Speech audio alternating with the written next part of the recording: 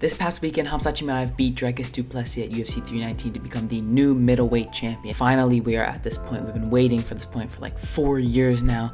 We thought Khamzat was going to become champion in like 2020 when he first got here, but 5 years later, we are finally here. Now, this is great for Khamzat and his team and any Chechnyans out there, but what is this for UFC fans? Is he going to be a good champion or a bad one? Khamzat Chimaev has been known to be one of the most inactive fighters in the UFC. Here are all of Khamzat's fights, and as you can see, towards the beginning of his UFC career, he was actually very active. If you don't know, his first 2 UFC fights against John Phillips and Rhys McKee were only 10 days apart. He finished both these guys 10 days apart. If you don't understand how crazy that is, then you shouldn't even be watching UFC. Then he had his fight with Gerald Meerschaert, which he slept him, but that doesn't really matter. Look at the date, September 2020. His next fight was not until October 2021, a year later. Now, the reason for that is this. Khamzat got deathly ill. Khamzat said he thought he would have to retire and never fight again. They didn't really know what it was, if it was corona or cancer or something, but obviously he ended up being okay. Having an illness like that is a massive problem, and this has happened multiple times for Khamzat. He actually had another illness last June and had to pull out of the Robert Whittaker fight. Now, after he fought the Leech, he actually got a little active here, fighting 3 times in 165 days with Li Jingliang, Gilbert Burns, and Kevin Holland. Now, obviously all that stuff happened in UFC 279 with Nate Diaz and Kevin Holland and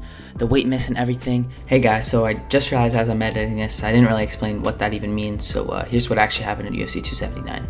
Okay, so basically, Khamzat Chimaev was supposed to fight Nate Diaz in the main event, and when it came to weigh-in day, Khamzat Chimaev was supposed to weigh 171, and he weighed 178.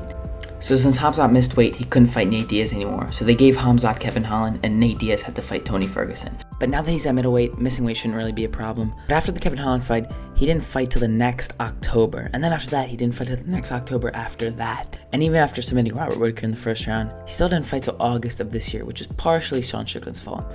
But anyway, all I'm trying to say out of this is Khamzat is not an active fighter, and when you're a champion, you need to be active. I think a lot of people are worried that Khamzat's not going to be an active champion. But after he did beat Dricus, he did say he wanted to fight in Abu Dhabi, which is in October. Obviously, that's a super quick turnaround, and it's probably not going to happen, but the fact that he even offered to fight there is super great, and it looks like he actually might be active. I don't know why he wouldn't want to be active. He barely got hurt at all in that Dricus fight, and he's so dominant. I know he's not going to lose. I don't get why he just doesn't want to fight and make a bunch of money. So hopefully there's no health issues or crazy other random stuff. You don't even know what could happen to Khamzat. He's just a crazy dude. Hopefully we will get an active middleweight champion. But anyway, I just hope Khamzat is a good champion and he doesn't never fight like usual. But yeah, guys, thank you guys for watching this video. Subscribe, like, and comment. See you guys.